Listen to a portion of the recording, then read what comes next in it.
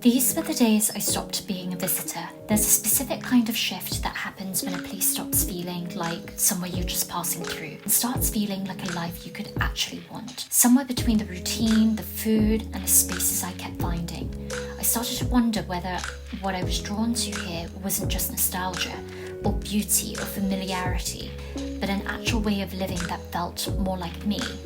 These were the last few days before I left Saigon, and instead of feeling ready to go, I kept having the same thought: I could actually imagine a life here. I think it started here. This Airbnb wasn't just beautiful, it felt intentional in a way that made me settle almost immediately. I realised how much I respond to spaces that make everyday life feel softer, calmer, and more considered. And then I love the colour scheme. It's so fun and bright and funky. But yeah, lots of light coming through, and then you've got the bathroom through here. I love it. Look how gorgeous the tiling is.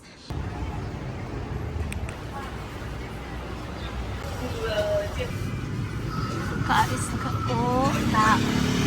That's it.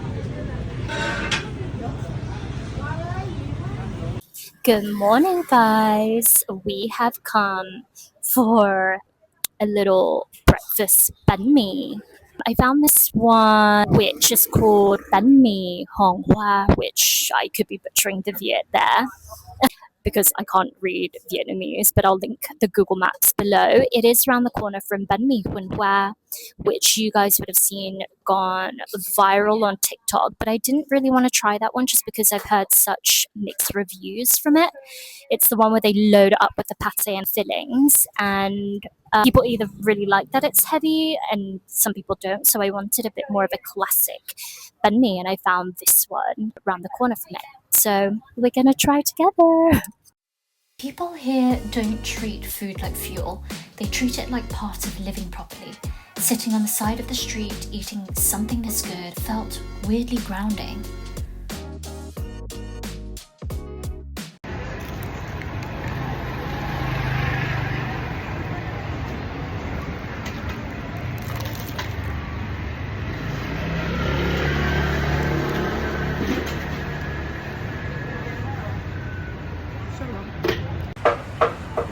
One of the things I love most here is how much of the city reveals itself slowly. The old and the new don't feel like they're fighting each other here. They feel layered, like it had room for different versions of a life. Look, another super cute one. Specialty coffee matcha. It's called Hidden Nest. And it's just so cute. Oh my god.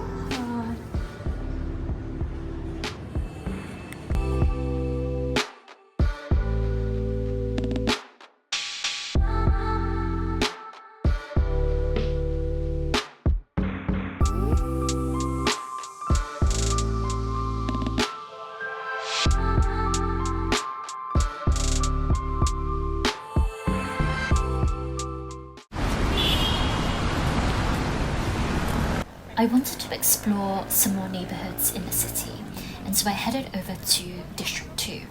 I know some people see it as separate from the real Saigon, but I don't. It made the city feel more dimensional and honestly more possible. She could hold a lot more than people imagine.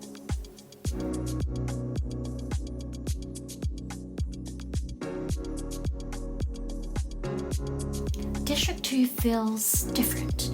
These quiet, airy cafes, the cool, open concept spaces. It's a side of Saigon built for slow living, a place where you can actually hear yourself think. I headed over to Notre Dame to watch the Christmas lights turn on, and honestly, it did make me miss home. But standing there, something shifted. It wasn't even about the lights, it was the feeling of everyone being there together. Even in a crowd, you don't really feel alone here. So that was a crazy, fun experience. So we just come to like an indoor-outdoor kind of like night fashion market thing. Just on our way to Pizza 4 Ps. But It's vibey here.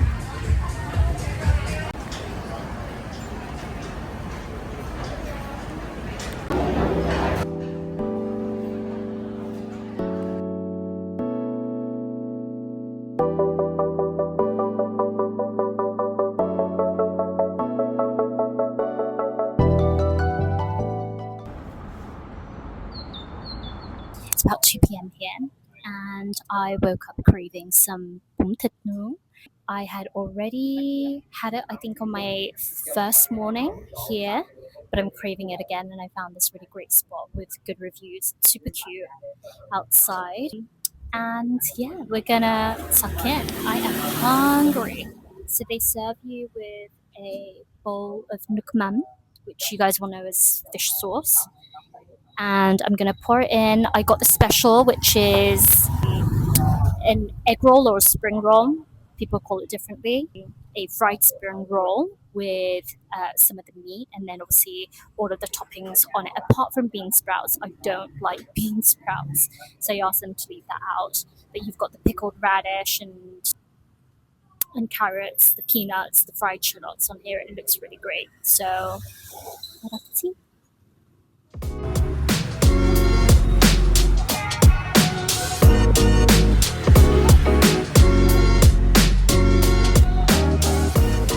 Hey guys, that was one of the best bún thịt nướng I've had. I know I've only had 2 since being here, but in terms of flavor, the noodles were really nice and soft. The chai very flavorful, the meat very flavorful. It was really, really good. And the family who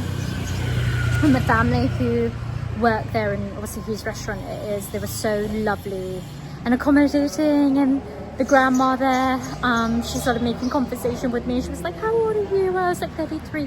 She thought I was like 20 something, and I'm like, "I love you already." But I'm gonna link it below because it's a great little spot just down an alleyway, and very nice and clean as well. So yeah, and now we're gonna check out some stores in the area and then get a coffee later on. So I'll check back with you later. Seeing a city express itself through design, taste, and detail makes it feel more than functional. It makes it feel culturally alive, and I realised I was falling for the sensitivity behind it. Especially here with this new wave of Vietnamese designers. They're doing fashion with such a sharp, modern edge, taking our heritage and turning it into something completely new. It's not just about the clothes, it's a way they're proving that Vietnam isn't just a place that makes things, it's a place that creates them. Just come to a very cute coffee shop called Okio. Look at the outside. It's adorable. I'll show you more once I get inside, but very, very cute, very quaint, away from the craziness that's outside on the main road. Let's go get some coffee.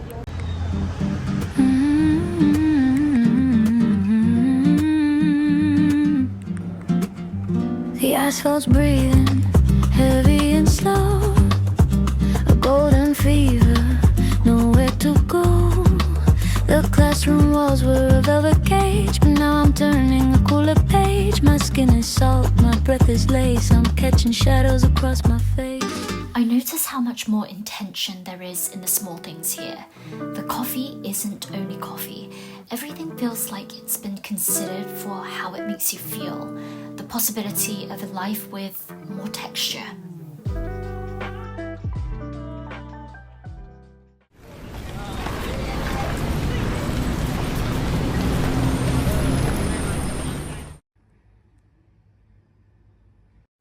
As my days in Saigon was coming to a close, I realised I wasn't ending the trip.